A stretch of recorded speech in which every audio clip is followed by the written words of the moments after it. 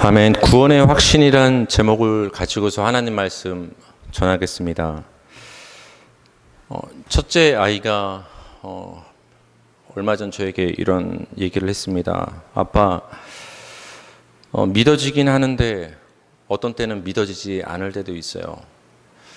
사실 이 말을 들었을 때 조금은 걱정도 되고 충격적이긴 했지만, 왜냐하면 목사 딸이지 않습니까?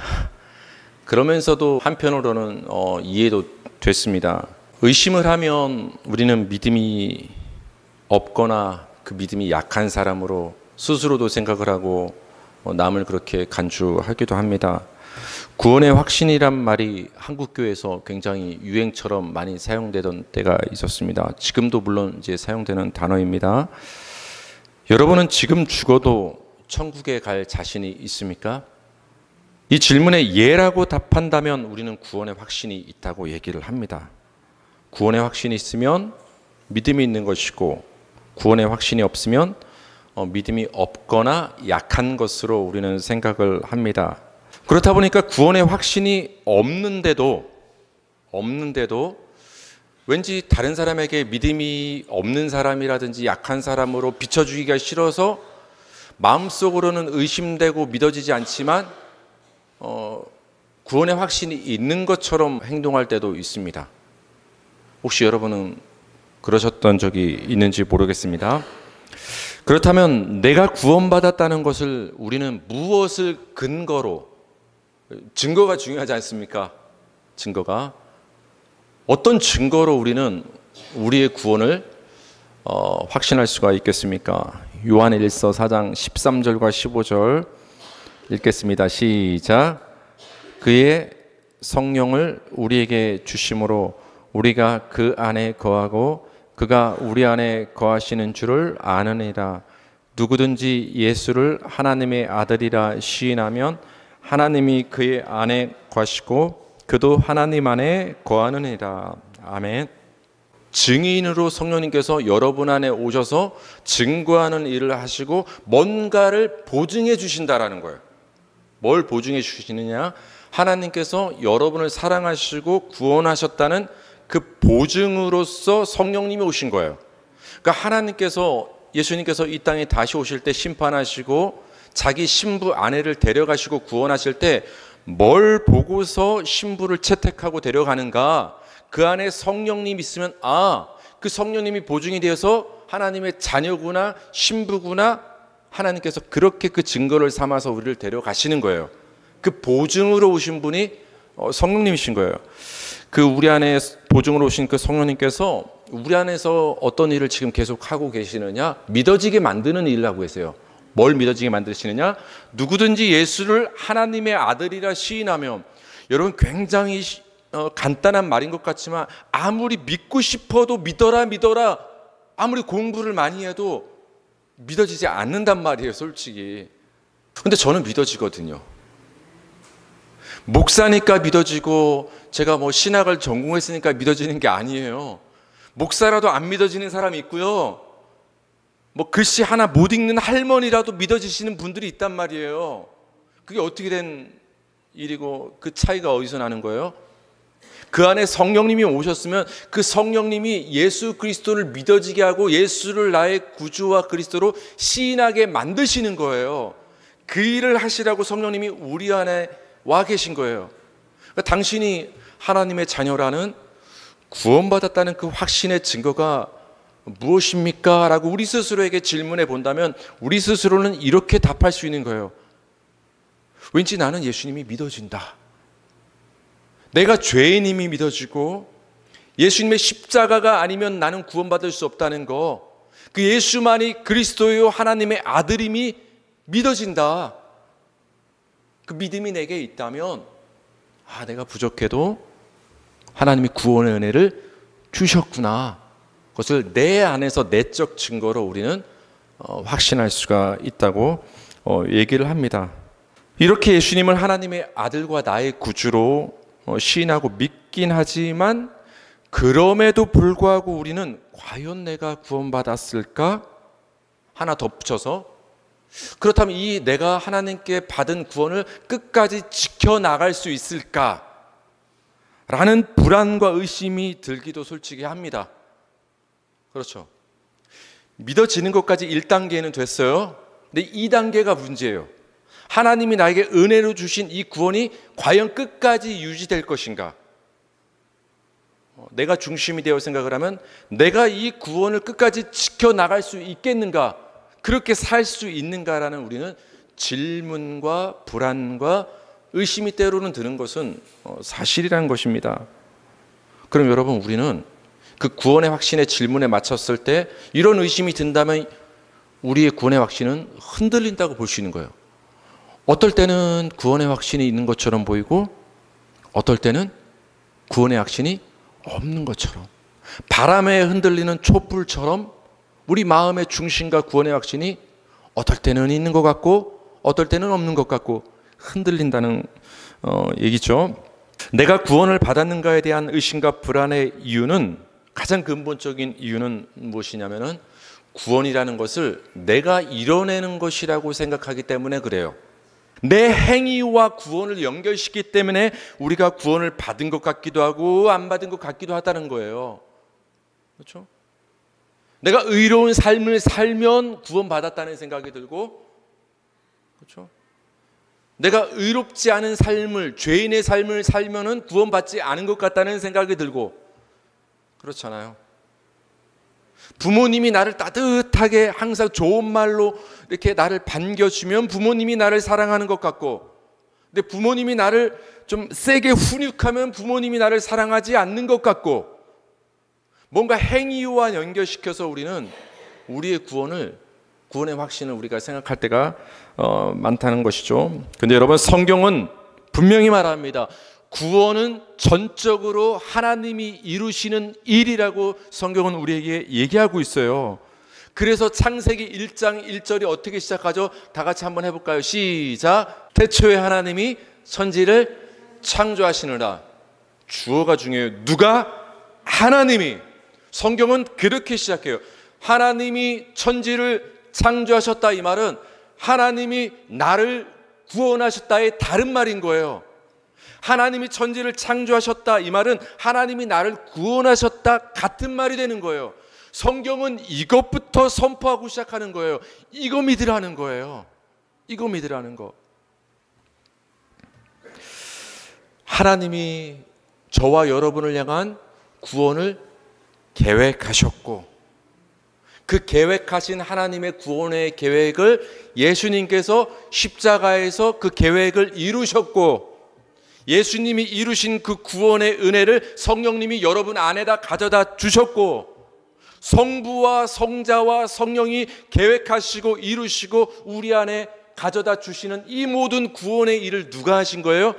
하나님이, 삼위일체 하나님이 구원을 다 이루신 거예요. 성부와 성자와 성령이. 우리가 한 게 있어요, 없어요? 없는, 개입할 여지가 없는 거예요. 구원의 확신은 여기서부터 시작하는 거예요. 자꾸 내 행위와 내 삶과 구원을 연관시키면 구원은 흔들릴 수밖에 없어요. 그래서 여러분, 우리와 비슷한 타 종교와 우리 기독교 안에서도 수많은 교단에서 가르치는 교리 중에 하나는 뭐냐? 하나님이 우리에게 구원을 주시긴 줬지만 그 구원을 지켜나가는 것은 너희의 몫이다. 너희가 똑바로 살지 않으면 구원은 흔들릴 수밖에 없다라는 성경과는 전혀 다른 이단적인 교리를 기독교 안에서도 여러분 가르치고 많은 사람이 그렇게 믿고 있다는 거예요. 그래서 결국은 어디에 집중하는 거예요? 아, 그래, 내 행위와도 연관이 있단 말이야? 그럼 내가 이렇게 살아야지. 사람이 봤을 때 이렇게 행동해야지. 하나님이 우리에게 이루신, 하나님이 하신 그것을 더 우리가 깊이 깨닫고, 그것을 우리가 은혜로 깨닫고 그 복음을 선포하는 일에 그 복음 자체에 열중하기보다는 어떻게 살아야지로 자꾸 복음이 변질돼 가요, 여러분. 그래서 바울 사도가 갈라디아에서 이 거짓 복음을 책망한 거예요, 굉장히. 내가 예수님이, 하나님이 구원의 일을 다 이루셨다는 이 복음을 전해줬는데 너희는 왜 자꾸 이단 사설에 빠져서 너희가 어떤 율법을 지키고 어떤 절기를 지키는 인간의 행위와 그 할례를 받았냐 안 받았냐가 뭐가 중요하냐? 왜 거기에 스스로 몰두하느냐? 금식을 하느냐 마느냐? 왜 그 행위에 몰두하느냐? 구원은 하나님이 계획하셨고 예수님이 성취하셨고 성령님이 가져다 주신 하나님의 선물이 되는 거예요. 하나님이 구원의 일을 행하신 거예요. 거기서부터 우리의 구원의 확신은 출발하는 거예요. 우리 로마서 4장 19절에서 21절 오늘 본문인데요. 우리 다 같이 다시 한번 읽어볼까요? 시작. 그가 백세나 되어 자기 몸이 죽은 것 같고 사라의 태가 죽은 것 같음을 알고도 믿음이 약하여지지 아니하고 믿음이 없어 하나님의 약속을 의심하지 않고 믿음으로 견고해져서 하나님께 영광을 돌리며 약속하신 그것을 또한 능히 이루실 줄을 확신하였으니. 오늘 제목이 구원의 확신이에요. 지금 아브라함이 확신하고 있단 말이에요. 구원을 확신한다는 말은 없지만 구원 확신한다는 얘기예요. 결론은 뭐라고 말합니까? 아브라함이 믿음이 약하여지지 않아서 그 믿음을 꽉 붙잡고 있는데 뭘 믿느냐는 거예요. 여러분, 기독교의 믿음은 막연한 게 아니에요.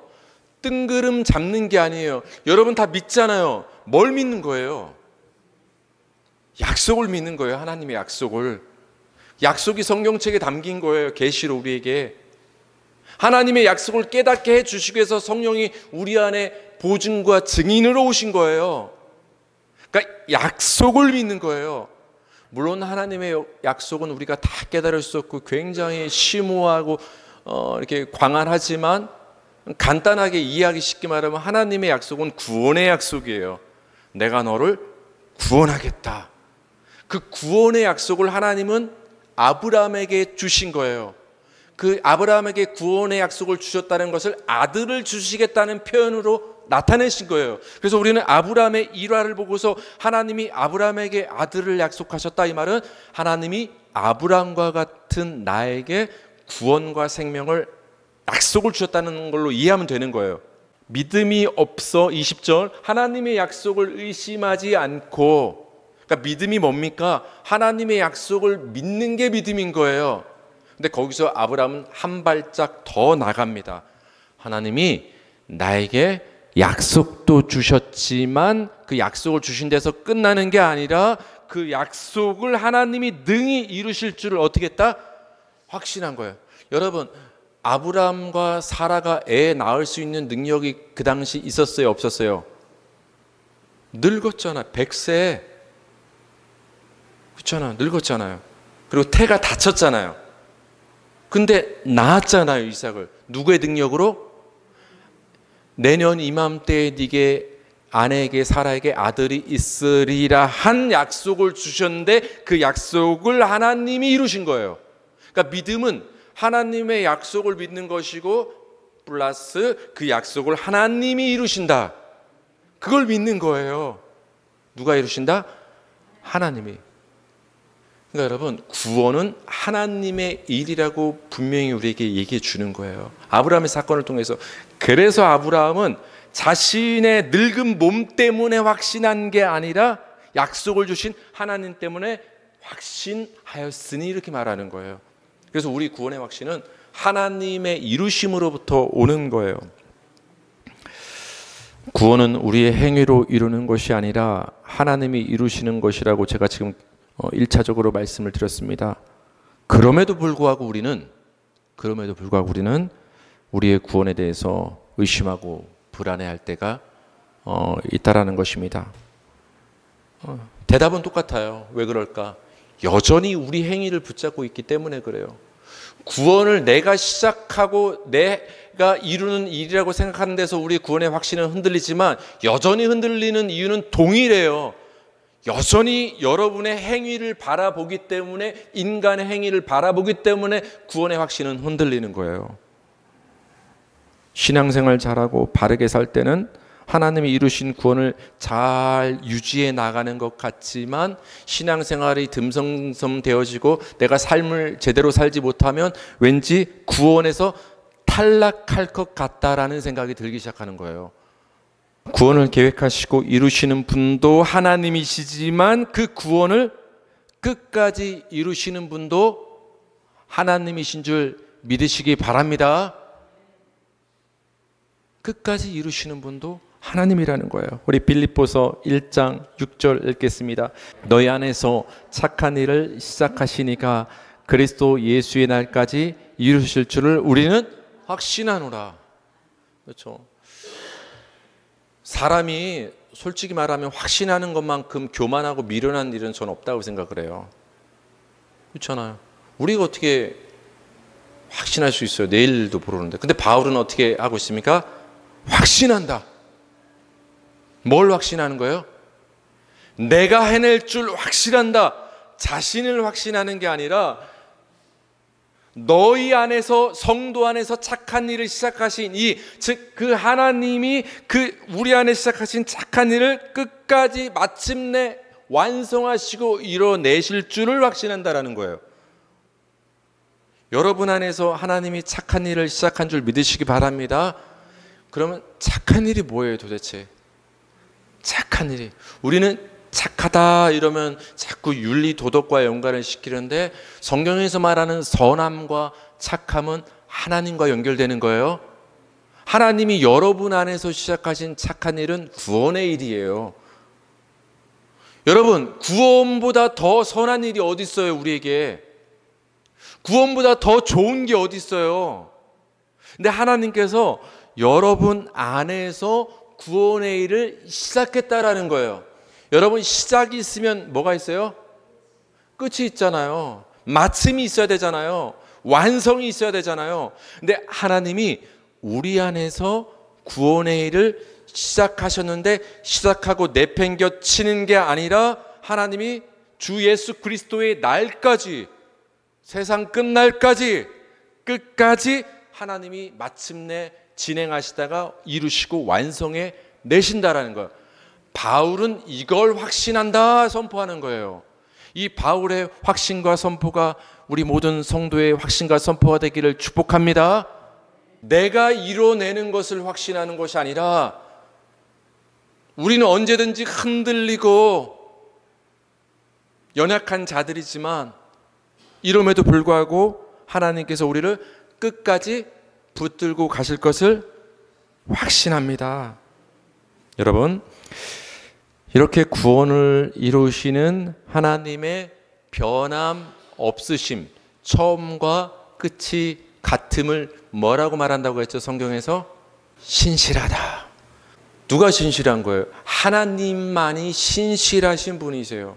날마다 자비를 베푸시며 봄철과 여름과 가을과 겨울, 봄에만 베풀고 여름에는 승질내고 우리한테, 가을에는 베풀었다가 겨울에는 우리를 심판했다가, 아침에는 우리를 사랑해줬다가 저녁에는 우리를 혼냈다가, 그런 하나님이 아니라 아침 저녁 변함없이, 봄과 여름과 가을과 겨울과 변함없이 하나님은 항상 우리를 사랑으로 대해 주신다라는 거예요.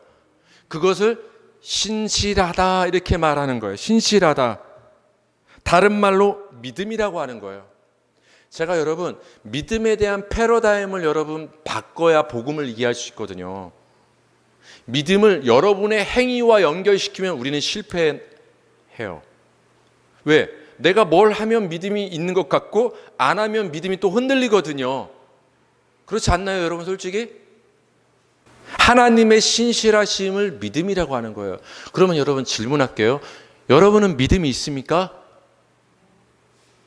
있는 거예요. 하나님의 신실하심이 여러분 안에 들어온 거예요.